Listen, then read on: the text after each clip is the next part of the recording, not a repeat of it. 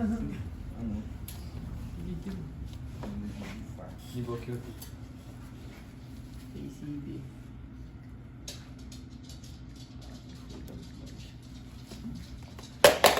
Então tá, vamos continuar. Para quem nunca veio, são dois no caso. A gente tá fazendo série de 1 Pedro, o livro de 1 Pedro, primeira carta de Pedro. E agora a gente vai começar o capítulo 4 já, de 5, né? São 5, então tá acabando. E o legal de seguir o texto é que quem decide o que vai ser dito não é eu, né? É o texto, que eu sigo o que está escrito.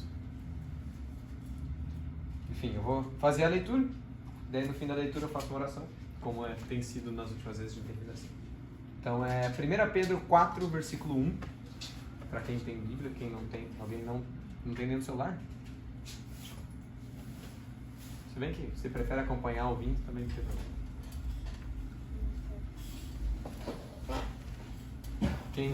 Quem achou, diz amém. Amém. Quem não achou, misericórdia. Misericórdia. Então vamos esperar mais um pouquinho. Daí diga um amém quando achar. Amém.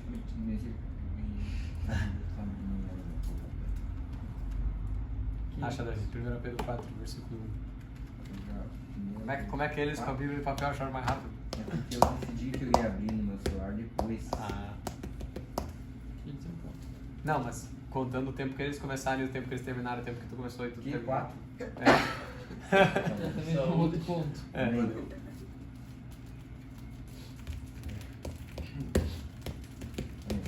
O que tem aí? Tem um plástico com um adesivo do Ifargo colado no minha barriga. Enfim. Começar. 1 Pedro 4, versículo 1. Portanto, uma vez que Cristo sofreu no corpo, armem-se vocês também do mesmo pensamento. Pois aquele que sofreu no corpo guardou-se do pecado, para que no tempo que resta a vocês não vivam mais para satisfazer os maus desejos humanos, mas sim para fazer a vontade de Deus. Porque no passado vocês já gastaram tempo suficiente fazendo o que agrada aos pagãos. Naquele tempo vocês viviam em devassidão, nos maus desejos, nas bebedeiras, nas orgias, nas farras e na idolatria repugnante. Eles acham estranho que vocês não se juntem a eles na mesma libertinagem excessiva. Por isso os insultam. Contudo, eles terão que prestar contas àquele que está pronto para julgar os vivos e os mortos. Por essa razão, o Evangelho foi pregado também aos mortos, para que eles, mesmo sendo julgados em relação ao corpo, segundo critérios humanos, vivam pelo Espírito segundo Deus. O fim de todas as coisas está próximo. Portanto, sejam prudentes e estejam alertas por meio das suas orações.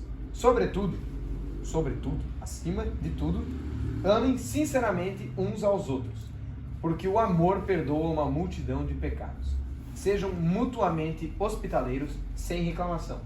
Cada um exerça o dom que recebeu para servir aos outros, administrando fielmente a graça de Deus nas suas múltiplas formas. Se alguém fala, faça-o como quem transmite a palavra de Deus. Se alguém serve, faça-o com a força que Deus provê, de forma que em todas as coisas Deus seja glorificado por meio de Jesus Cristo, a quem sejam a glória e o poder pelos séculos dos séculos. Amém. Senhor, te agradecemos pela tua palavra, Senhor, revelada a nós, que nós temos acesso e que nós cremos, Senhor, e analisamos, estudamos e sabemos hoje com certeza de que esta é a palavra que o Senhor orientou através dos milênios para que chegasse a nós, para revelar aquilo que é tua vontade, Senhor. Aquilo que é como o Senhor se agrada da vida, é através dessa palavra que demonstra esse teu pensamento, Senhor. E a gente crê nisso, Senhor, porque a gente sabe. O Senhor nos mostra e é lógico a gente ver na vivência que essa é a tua palavra, Senhor. Porque não há forma que o mundo funcione diferente, além desta forma que é manifesta nesse livro, Senhor, nestas palavras que o Senhor guiou a serem escritas. E a gente agradece por isso. Te agradeço que o Senhor me ilumina, Senhor, para trazer a interpretação que o Senhor deseja para esse texto, Senhor, esta noite, Senhor. E que seja realmente o teu Espírito falando através de mim, Senhor. O teu Espírito que habita em nós e que está aqui, Senhor. Esse que seja o nosso guia para que nós entendamos o que for dito e que eu consiga falar aquilo que for teu agrado, porque o Senhor me ilumina, Senhor. Eu te agradeço por isso, te agradeço por esse momento. Continue fazendo tua boa, perfeita e agradável vontade, Senhor. Em nome de Jesus, amém. Então, o texto, ele fala alguns pontos, e eu vou fazer a introdução que eu tenho feito nas últimas vezes sobre a questão de como que eu estou tratando esse texto de 1 Pedro, que em vez que ele é um texto prático, com pontos práticos em todo ele, em toda a sua carta, e eu estou trabalhando com a essência. Eu estou pegando esses pontos práticos e não trabalhando com a praticidade dele, mas sim com aquilo que está por trás, a lógica por trás de todos esses pensamentos. E hoje eu nomeei o título da mensagem de hoje, eu coloquei como prioridades. Porque o texto ele fala perfeitamente sobre isso, sobre uma lógica do que é prioridade para nós, daquilo que está à frente em nosso pensamento e aquilo que está acima das outras coisas. No início do texto, ele começa falando sobre que Cristo sofreu no corpo e se guardou do pecado. Aquele que sofreu se guardou do pecado. E que essa deve ser nossa atitude também, para que a gente não viva mais nas coisas más que agradam a carne. Porque esse é o ponto principal de todas as atitudes novas que nós temos como cristãos, como pequenos cristos, como seguidores de Jesus Cristo, que é uma mentalidade de novidade para as coisas do mundo. Que a gente agora, entendendo o que Cristo fez e toda a atitude, a vida que ele viveu, a gente entende como o homem funciona. Porque o homem, com a queda, ele para de entender o que é Deus e ele para de entender o que ele mesmo é. E para isso ele cria a religião, para ele poder ter as ideias, poder guiar uma ideia de o que Deus é e o que ele é perante Deus. E aí Cristo vem, como o Emanuel, como o próprio Deus que encarna, para mostrar o que é Deus, no fim das contas, e o que é o homem, no fim das contas. O que é essa vida? Do que presta essa vida? Qual é o sentido dela e como ela deve ser vivida? E todas essas coisas citadas, como orgias, que se refere geralmente à imoralidade sexual, e as bebedeiras e a idolatria, que são coisas citadas no texto, elas são questões que vêm da nossa carne, de uma falta de entendimento de como a vida funciona. Mais anteriormente, no próprio texto de 1 Pedro, como a gente viu outras vezes, ele fala sobre a ignorância que havia em vocês, as inconcupiscências que haviam em sua ignorância. Então, é tudo sobre uma questão de nós não sabermos e Cristo saber e mostrar e salvar a gente a partir de um sacrifício que nos transforma através de uma coisa preciosa que também é citada no texto, que é o amor. Então, o pedido é que nós, a partir disso, de entendermos quem nós somos, não sejamos mais donos de nós mesmos. Porque na religião, ou na vida pagã, ou na vida descrente, na vida negacionista, incrédula, a gente decide o que nós somos. Mas uma coisa é verdade, e isso independente de quem seja, não tem como dizer o contrário. Ninguém pode dizer que criou a si mesmo. E isso que nós percebemos, que o dono de nós deve ser aquele que nos criou, que é manifesto no homem Deus Cristo, no Jesus que viveu. Então agora, com a nova lógica da nossa vida, a gente não é mais dono de nós mesmos. Porque a gente vive para uma autopreservação. Isso eu citei muitas outras vezes. A gente vive numa vida em que, quando as coisas nos acontecem, a gente tem uma resposta imediata de ira, vingança, ou de qualquer coisa que impeça aquilo de continuar acontecendo a nós. Porque, prioritariamente, nós temos nós mesmos. O nosso bem, a nossa sensação, o nosso sentimento, a nossa dor, a nossa vida. O que não é o que Cristo mostra que é a vida humana. Ele mostra que a vida humana não é uma vida de autopreservação, mas sim uma vida de servidão, uma vida de amor. Por isso, nós temos que nos libertar da própria vivência. Por isso, em Gálatas, Paulo escreve que não sou mais eu quem vivo, mas Cristo que vive em mim. Então, esse é o primeiro passo do que é ser cristão. Ser cristão não é ser do cristianismo, não é ir a uma igreja, como muitos a gente já ouviu falar, não é vir aqui nesse grupo para se reunir, não é ir no IFerros, lá no IFAR, não é sobre isso. Ser cristão é sobre uma nova vida, uma nova lógica, um novo entendimento, um novo ser, que nós nos tornamos a partir daquilo que foi feito por nós, que é uma lógica de amor. E por isso nós também temos que identificar que isso vai trazer mau entendimento. Nós seremos mal compreendidos. E a gente precisa ser mal compreendido. Se nós em nossa vida clamamos o nome de Cristo, mas vivemos uma vida fácil de se entender, tem algo errado. Porque a vida de Cristo, a vida de cristão, a vida de servo de Jesus é uma vida que provoca confusão. É uma vida que a gente vai caminhar, vai viver e as pessoas não vão entender nossas atitudes. E por isso nós não podemos também deixar que os outros sejam donos de nós. Porque apesar de a lógica ser uma vida de doação e de servidão, não é porque os outros estão adonados de nós e do nosso ser. Tanto quanto nós não vivemos para nossas próprias vontades, nós não vivemos para as vontades dos outros também. Nós vivemos a uma servidão ao outro por causa da vontade soberana de Deus, do Deus Pai, que se manifesta através do amor que Ele tem pelo Filho, que se sacrifica por nós. E essa é a lógica. Ele fala sobre os dons ali. O texto fala sobre os dons. Tudo que a gente tem, tudo que foi nos dado pela graça, não tem como objetivo uma vida para nós. Isso é muito mais forte do que a gente pensa que é. Porque muitas das coisas que a gente faz, muitas das conversas que a gente tem, muitas das argumentações que nós temos, das respostas que nós temos para as pessoas e das ações que nós temos são de uma vida que se importa demais com si mesmo.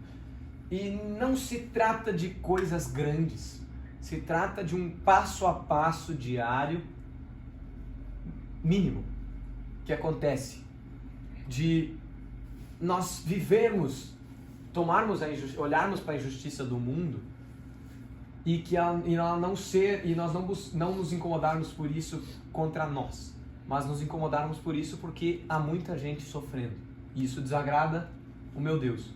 Um exemplo mais prático que eu quero trazer da loucura do Evangelho, da loucura desse amor, é uma situação que aconteceu que eu estava conversando com umas amigas e elas disseram que estavam convidando uma amiga para a igreja e a amiga disse assim: vocês são tão de igreja, mas esses dias vocês saíram sem a gente, nem nos convidaram para ser junto com vocês, isso é um pecado enorme. E elas se incomodaram, se sentiram injustiçadas, porque isso não tem o menor sentido.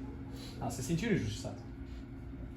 Mas a lógica do Evangelho não é uma lógica de buscar justiça, é uma lógica de alguém passar por essa situação, estar certo diante da situação, mas mesmo assim dizer: verdade, me perdoe. Dizer para a amiga: me perdoe, por não ter convidado vocês. Foi um erro nosso, mesmo que não tivesse sido. Porque Cristo fala de andar segundo a milha. Se alguém lhe obrigar a andar uma milha, ande duas. Se alguém lhe processar pela túnica, deixe que leve também a capa. Se alguém lhe der um tapa, ofereça outra face. Essa é a lógica do Evangelho, porque agora nós temos uma nova prioridade, que não é nós mesmos. Porque um olho por olho da lei, da religião, é fácil, porque ele prioriza a nossa justiça, ele prioriza a nossa paz, e se me fizeram algo eu preciso fazer de volta para ficar tudo certo. Mas a justiça de Cristo, que Cristo mostra como a vida funciona, é muito, muito, muito diferente. Ele diz: vocês ouviram olho por olho. Mas não é isso mais. Se alguém lhe der um tapa, ofereça outra face. Não há mais vingança, não há lógica de vingança, não há lógica de par a par. É lógica de lavar pés. É uma vida de lavar o pé do outro.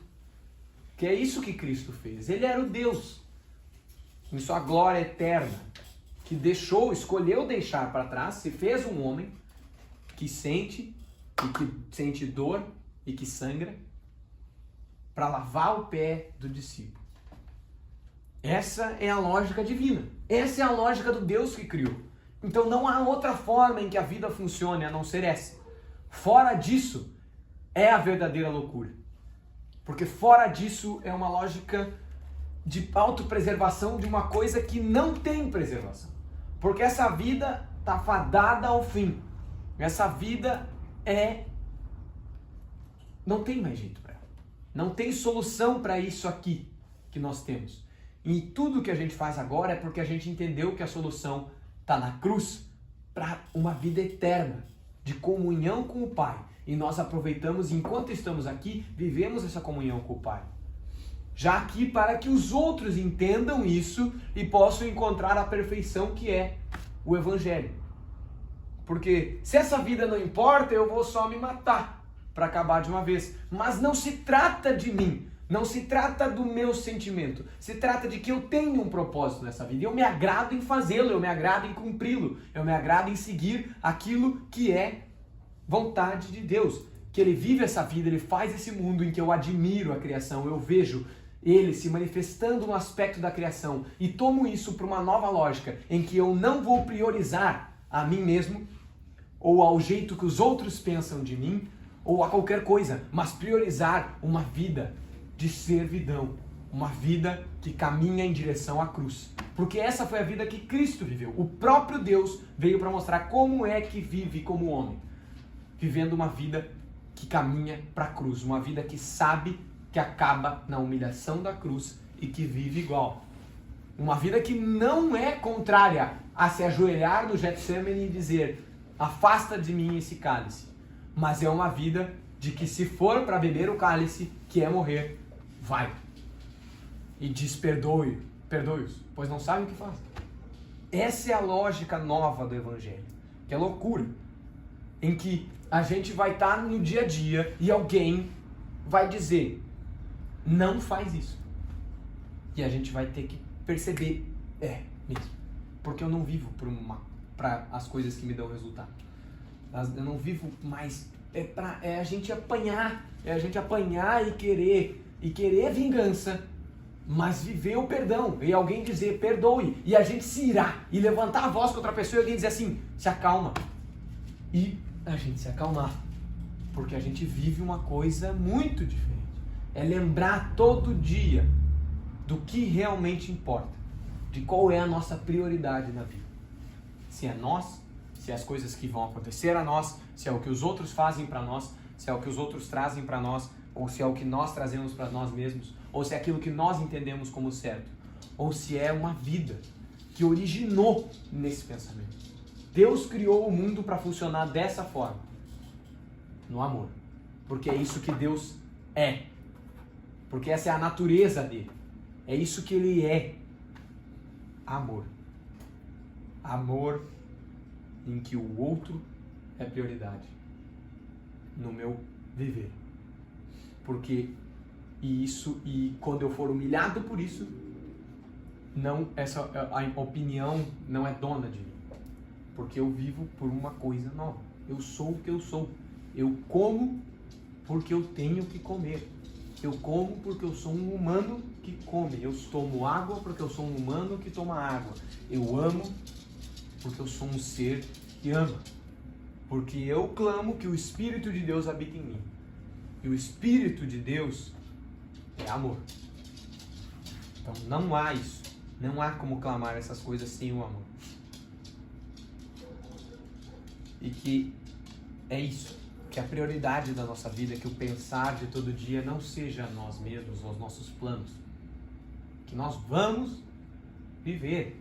Nós estamos vivendo a vida. Mas que a prioridade não seja o plano. Que a prioridade seja Deus. Pai. O Pai que entrega o Filho. Esse é o sentido. Essa é a nossa vivência e isso que está acima de tudo para nós. Enquanto a gente peregrina nessa terra, é isso que a gente faz, é isso que a gente segue, é assim que a gente pensa. E quando a gente não estiver pensando assim e nos provocarem, graças a Deus, porque eu não quero perder mais nem um segundo pensando de forma diferente.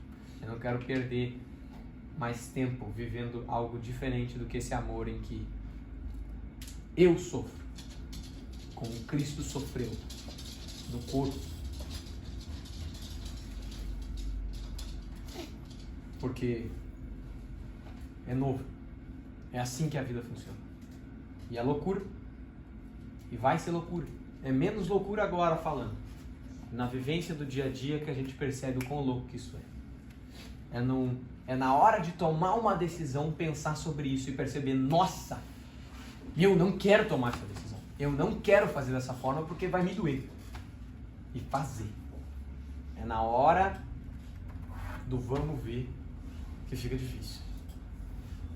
Porque aqui falando, a gente entende, porque a gente leu no texto. Nós amamos a Escritura, nós amamos Deus. Nós sabemos o que Ele nos fez. E ouvir o que Ele diz, quando principalmente sendo algo tão lindo como o amor, é bom. Porque isso é legal, é isso, amém. Mas na vida do dia a dia, a gente vai ter que ouvir gente puxando a nossa orelha. Porque a gente não vai fazer certo. A gente não vai fazer certo. E a gente vai estar perdendo se não fizer. E agradeçam pelos puxões de orelha. Porque eles que vão nos lembrar dessa nova vida que nós temos. E quanto mais nós nos concentrarmos na palavra e na comunhão com Ele, mais natural isso se torna. Não se concentrem no pecado. Não se concentrem no palpável. Se concentrem numa vida em que Ele anda ao seu lado. Se concentrem no fato de que o Deus vivo habita em nós através do seu Espírito. Que o Espírito Santo de Deus vive em nós de forma literal e perfeita e completa. Se concentrem nisso, se concentrem nessa comunhão. E que se tornará natural essa transformação de vida, essa vivência em que o que habita em mim é muito maior do que eu. Porque isso é bom. Isso é bom de verdade.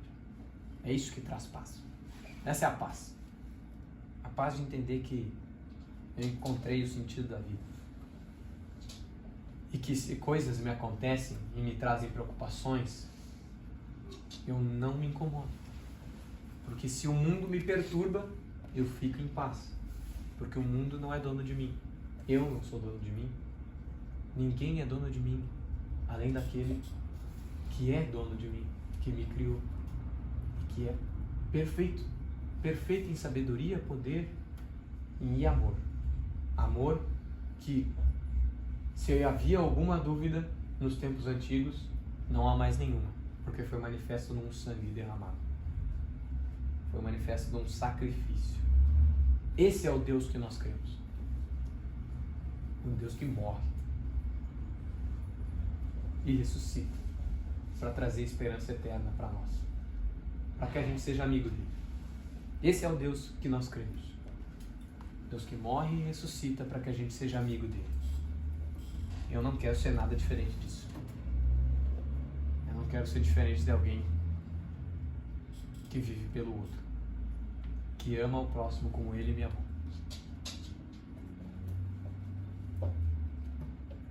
Essa é a nossa prioridade.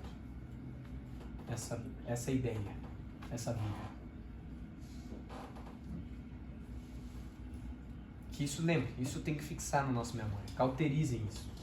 Cauterizem a cruz na visão de vocês. Em tudo olhem através da cruz. Tudo que nos acontece nós temos que olhar através da lente da cruz, de forma literal, completa e perfeita a todo momento. Porque não há outra coisa. Esse é o sentido da vida. Não é nossa religião, não é nosso aspecto, não é uma característica da nossa lista de características. Esse é o motivo da existência. Tanto quanto qualquer coisa. Eu creio em Jesus como eu creio na lua e no sol. Eles existem e estão lá desde sempre, independente de mim. Jesus é o que é, independente de mim, muito antes de mim. Eu sou o que eu sou, dependente dele. E essa é a vida. E quem entende isso, vive isso. Amém. Amém.